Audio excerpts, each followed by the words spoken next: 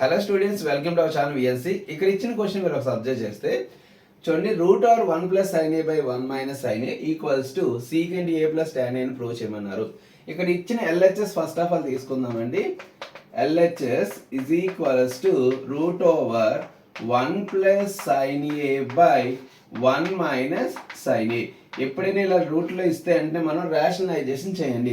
ఇక్కడ 1 - sin a కాబట్టి rationalization అంటే 1 + sin aతో మల్టిప్లై చేసి 1 + sin aతో డివైడ్ చేయాలి. So √1 + sin a × 1 + sin a అంటే 1 + sin a whole square all divided by, ఇది ఎలా ఉంది చూడండి, 1 - sin a × 1 + sin a అంటే a - b × a + b, a² - b².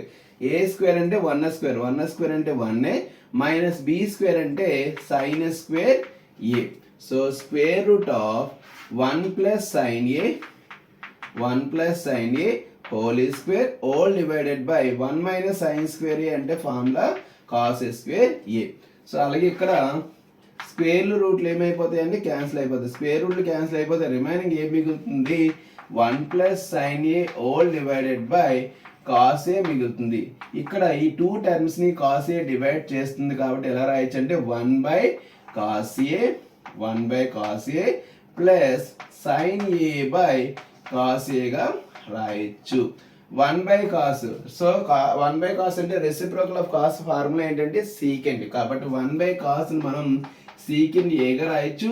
అలాగే sin a cos a అంటే tan a. So this is the required RHS, ఇది మనకు కావాల్సిన RHS.